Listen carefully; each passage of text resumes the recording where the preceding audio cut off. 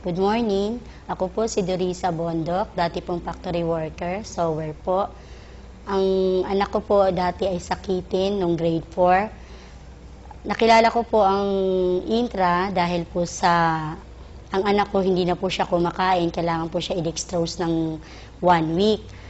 Nung time na yon, ang anak ko marami siyang gamot. Ngayon, hindi siya makakain, paano ko siya paiinumin ng gamot? So, nakilala ko pong intra dahil ito ay food supplement. Inintroduce po ito sa akin na kasama ko sa simbahan.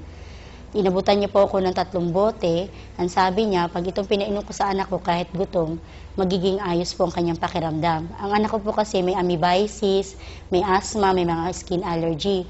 Kaya instead na painumin ko siya ng gamot, sinubukan ko ang food supplement na ito. Hindi po ako naniniwala sa networking kaya hindi po ako dumating dito. Pero sinubukan kong produkto dahil sa takot ko sa asawa ko, dahil sa abroad siya. Ayoko may mangyari, nag-iisa ko siyang anak. Ngayon, nung sinubukan ko ito, akala ko lumalala ang anak ko dahil sinusuka niya lahat ng plema.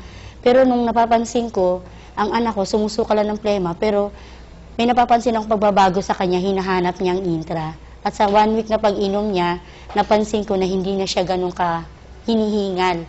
At tuloy-tuloy ko lang siyang pinainom. Tapos yung 2.5 bottles na naubos niya, naging maayos naman po siya. So, dahil napansin ko ganda ang produkto, nalaman din ng mga supervisor ko kung ano yung pinainom ko. Dito na po nakilala ko ang produkto na mabuti siya kasi siyempre napansin nila hindi na rin po ako pala absent. So, na-introduce ko po sa kanila. Nung gusto nilang bumili, instead na